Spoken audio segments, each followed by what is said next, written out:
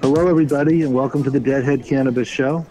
This is Jim Marty in home self-quarantine here in Boulder County, Colorado. I have my partner, Larry Mishkin, up in Chicago. How you doing, Larry? Jim, I'm doing just fine. I, too, am in self-home quarantine here. But I will say that if I have to be self-home quarantine, being in your barn would not be a bad place to be. Well, yes, I'm enjoying my home more than I have probably in a long time. Wonderful. It's a very busy schedule, but probably much like you, despite the coronavirus crisis, I've been very, very busy with my clients, talking to our Bridge West clients around the country. And I know you're still in the midst of license applications there. So, Larry, you and I are fortunate that we can at least have work to do here while we're self-quarantined. Jim, I completely agree. And yeah, I mean, it really makes a big difference to be stuck at home. But certainly with all of this application work going on, I'm as busy as I ever was. And yeah, I'm very thankful for that right now. There's no doubt about it, because it'd be kind of scary otherwise. I agree. Yes, we're fortunate that we can work from home while many other people's jobs do not permit them to work from home. So, but I've been on the phone all week with Bridge West clients around the country, and in spite of the self-quarantine and the shutdown of so many businesses, the cannabis industry is very busy. Our retail shops are have lines, some of them, around the block, record sales as people stock up. So far, there's been no mandatory shutdown of cannabis shops. Certainly, you can't do that on the medical side as patients need their medicine, but also in adult use. And many people feel all adult use is at some level medicinal. So what I've been encouraging my clients to do is to make sure their lines of supply are strong for the next 3 or 4 weeks. So the cultivators, like farmers, are still in their cultivation facilities working hard, practicing self-distancing, wearing gloves and masks while they keep the growing plants alive and ready for harvest. Yeah, that's one of the great things about cannabis, Jim, is that, people always joke that alcohol is recession-proof. I think you could say the same thing about cannabis. People who are going to be locked in their homes for long periods of time certainly are stocking up. We're seeing that happening here in Illinois, which is a little more complicated because we're still in the very, early stages of adult use, and we haven't quite gotten our supply lines up to where we would like them to be, and that's created a bit of a rush on the adult use dispensaries. However, we were all handed a very nice surprise the other day when, without any prior warning or notice it was going to happen, Governor Pritzker signed emergency legislation that allows the medical dispensaries, which you were just talking about. He recognizes the need for medical patients to be able to get their medical cannabis.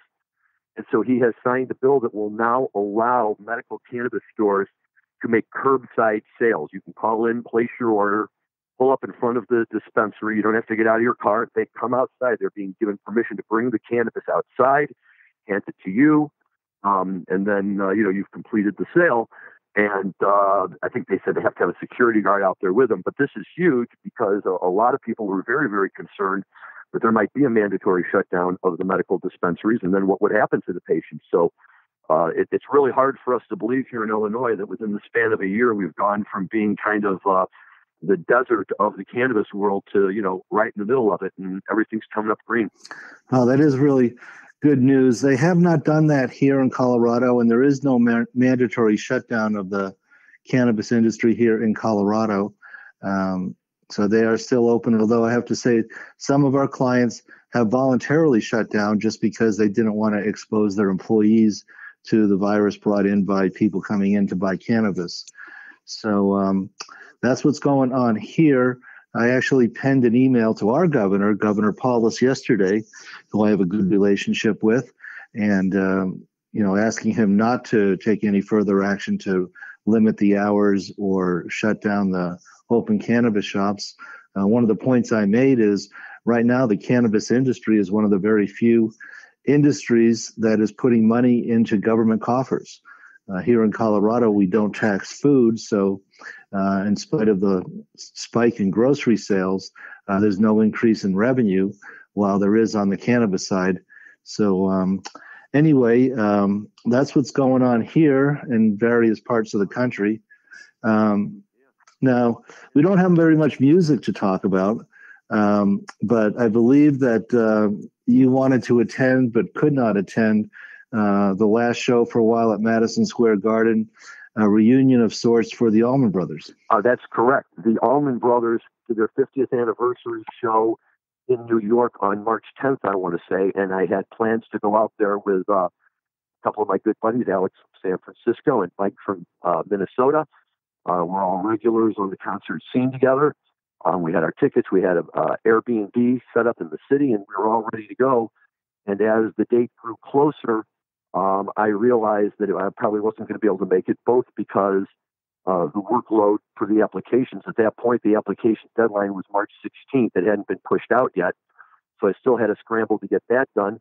But quite frankly, by that point already, my wife is a nurse and a medical professional, and we were already looking at the potential risks of doing something like that. So I bowed out, unfortunately for me. But my friends who went had a marvelous time, and the review of the show was outstanding. They played for over 4 hours. Madison Square Garden was packed to the rafters. And anytime you get Derek Trucks and Warren Haynes up on stage together, especially with a songbook like the Almonds, you know it's going to be a special night with Teal Burberry there on bass and really the whole crew. And my buddies just raved about it. 4 hours of stand-up, foot-stomping music. And if this was the way to go out, by God, they were going out with a big party. And in fact, it was, because immediately after that, New York City closed down Madison Square Garden and all of their other venues. And that was really the last opportunity to see live music there, maybe for a while. But I would strongly recommend people who are Allman Brothers fans to head over to YouTube or anywhere else where you can get them and listen to some of those songs that they played, because it really was done as magnificently as you would have expected it to be. Well, that's great. So, Jim, in addition to the Almonds, one other thing that we should talk about, since MSG closed down right after they were done, is we had Phil's birthday. And Phil West turned 80 years old. And before we say anything else, I think we all have to stop and take note of the fact how amazing this is, that a gentleman who's 80 years old is up on stage playing 3-hour concerts, seems like night after night. I don't know about you, Jim, but when I was growing up, none of my grandparents made it out of their 70s. And they always seemed to me to be very, very old people. I could not imagine my grandfather up on stage playing bass guitar for 3 hours the way Phil does. It's just nothing short of a miracle. Yes, we're very lucky to have Phil, and a warm, happy birthday to him. As the historians say, he's been granted length of years, in spite of having a liver transplant back in his 50s, I believe it was. So we're very fortunate to have Phil at all, and I understand him taking extra precaution because people who have organ transplants tend to have a weakened immune system. So we want Phil to take care of himself, and we'll see him back on stage. I hope he comes to Red Rocks this late spring or early summer like he usually does with his Phil Lesh and friends. And we'll see him up at Red Rocks shortly, is what I'm hoping. Yeah, that would be. But Bob also has been in the news too, Larry. You're absolutely right about that. He was going to be touring with Wolf Brothers again. I guess he toured with them about a year ago, and they had shows scheduled here in Chicago. They had a show scheduled in my hometown, St. Louis, that a bunch of my friends were going to. And unfortunately, Bob had to cancel that show. But again, I think that, we have to look at it from the positive aspect that, it's hard to tell bedheads to stay home and stay self-isolated when anybody from the dead is playing in their neighborhood. So, the fact that Bobby was able to come in and say, you know what, guys, maybe not this time, let's all get better, while disappointing, is probably the right thing to do. At this point, it does seem that way. All the government, federal and local, are recommending not gathering in groups of more than 5 or 10. One thing we know about this virus is it's very, very contagious. Very much so. And you're absolutely right.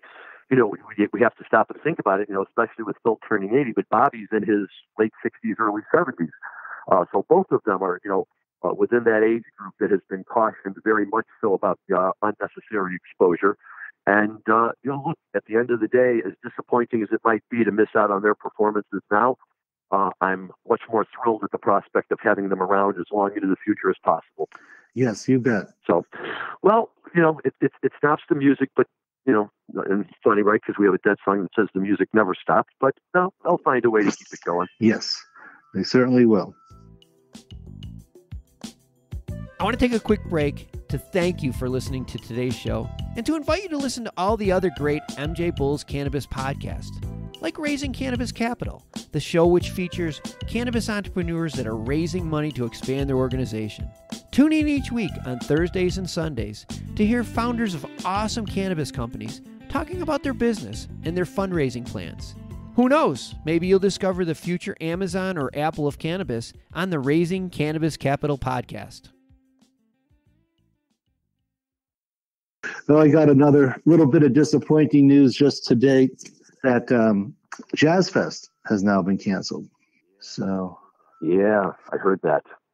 And I know you were planning on going down there, so very sorry about that. Yeah, we had already bought our tickets. That was going to be our next vacation. So, that's too bad. Anyway, it did seem there's some hope on the horizon. Might be some medical treatments for the virus. So, yeah, hopefully we'll come out of this sooner rather than later. Well, I think that's the only, attitude we can really have about it, right? We got to try and stay positive.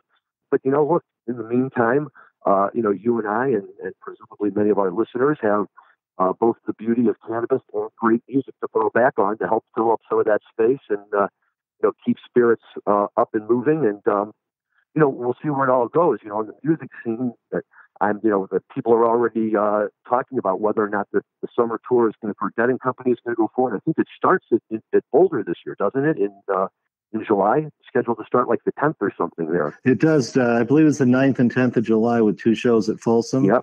We always have a big party at my house and then load up here at the house. We're only about 20 or 30 minutes from the stadium where I live here in Boulder County. So hopefully that will take place. Yeah, I'm hoping. Fish Tour. Yeah, all of it. Starts fairly early summer as well.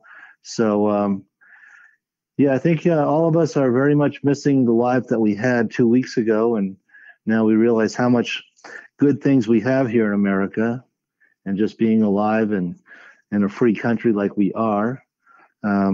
Speaking of politics, I did get another notice. Our firm participates every year in what we call lobby days with the National Cannabis Industry Association. We're about 300 of us from various walks of the cannabis industry descend on Washington, D.C., and we meet with congressmen and senators and their staffs and representatives of the Trump administration and bend their ears on cannabis issues like 280E and banking. And I just got notice today that that's been postponed until September, which I guess it's good and bad in that now that it's going to be so close to the presidential election, I don't know how much effect would have on Congress. And many of the people we usually meet with may not even be in office a few weeks after we go there in September.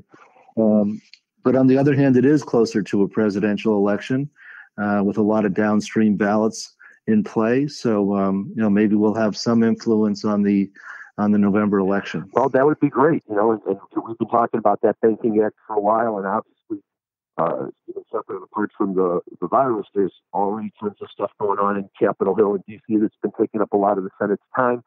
And it would be nice to see them, be able to find an opportunity to focus on this because, for the reason you just said, Jim, which is this is one of the few industries that right now is putting money in the government coffers and quite frankly is going to continue to do so for the foreseeable future.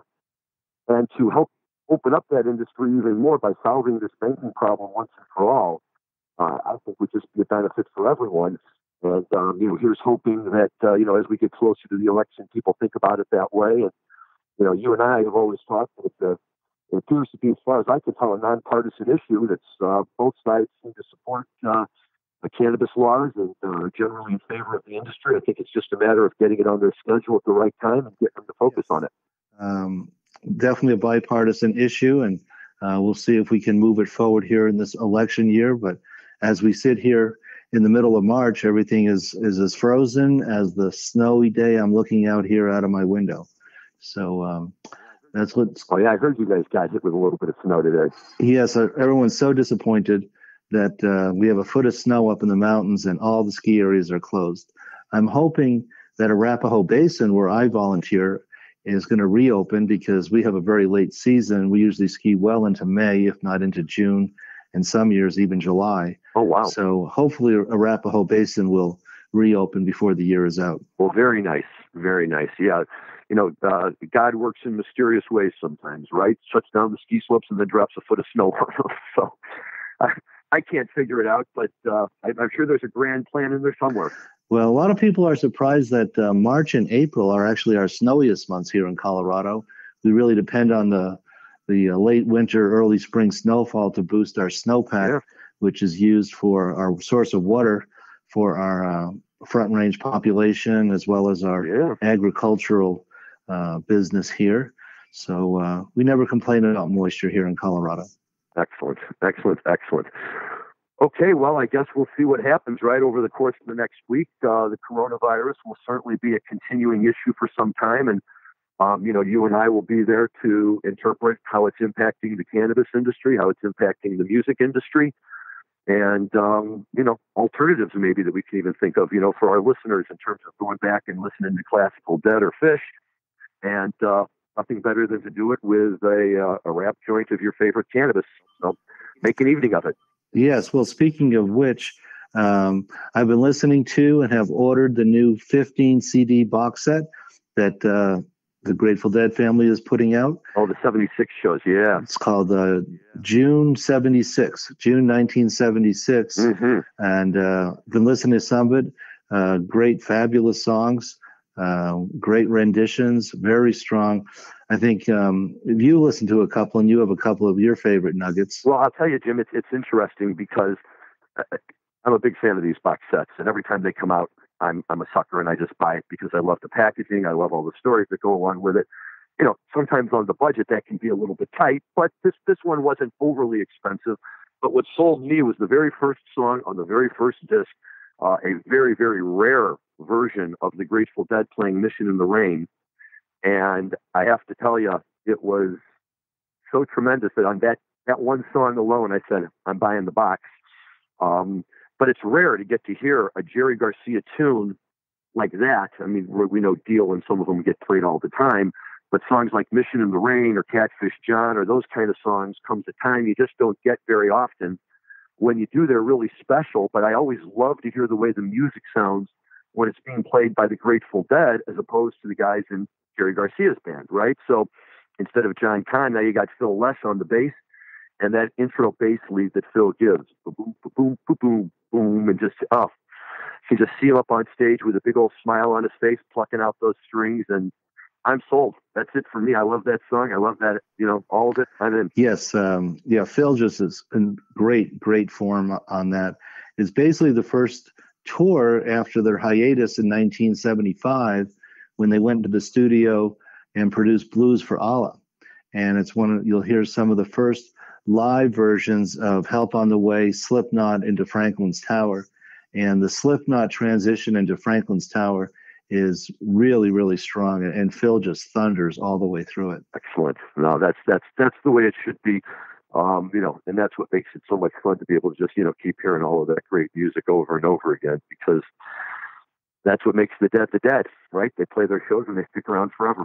Yes, I'm looking forward to that box set myself. I have a birthday coming up, and I put it on my birthday list, so I'll be listening to it here in May. When hopefully... well, congratulations and early happy birthday. Yes. We have a very large party planned for May 9th for our son Jack's college graduation. So hopefully we'll be able to have that if we can get this virus to subside, which it does seem there's promising hope for it to, that the self-isolation and the social distancing is working, and that we won't have the the kind of tragedy that they're having over in Italy right now, right? Where they're losing the better part of 500 people a day this week. Yeah, I saw that. You see those numbers, and that's really scary. And you see what could possibly happen. So as much of an inconvenience as we may feel that this social distancing is, it clearly is important, and it clearly plays a benefit. I've been seeing the numbers in China where they show that now with the social distancing, they've been able to get the rate of infection down to the point where it's almost zero. And, that's positive. They got it before us, and they've been testing out different ways. If it worked for them, maybe we can help make it happen over here. And again, not to beat a dead horse, but if you have to stay inside, there's lots of things you can do that we talk about all the time to be happy and content. Well, reflecting back on happier times, I have a great fondness for Milan, Italy. A number of years ago, I was invited to go over there and give a talk to a group of international businessmen and women. And I did. Uh-huh. And I had a day off. And on my day off, I rented a motorcycle. And all by myself, I rode it from Milan, Italy, up to the Swiss border and back, going through all these tiny little Italian hamlets. So my goodness. Certainly have a great fondness for Milan and great sadness for what's going on over there. Yeah, no, it is sad, and anywhere where it hits and anywhere where people get affected by it, it's just sad. I guess, it reminds us that we don't always control our own destiny, which probably is a good lesson to remember from time to time. But yeah, if we can sit around and have happy memories about these things as well, I think that helps, and with the expectation that we'll get to do it all again in the future. Well, I hope so too. And on that note, I think we can sign off for today. It's always great talking to you, Larry. And so for all of our fans out there, this is Jim Marty saying goodbye for the Deadhead Cannabis Show. And Larry, you want to sign off? Thank you very much. Absolutely, Jim. As always, a pleasure. Have fun in the barn. I'll try to have some fun here. And for all of our faithful listeners, stay healthy, hunker down, and enjoy this time. Over and out. Talk to everyone soon. Thanks. Bye-bye.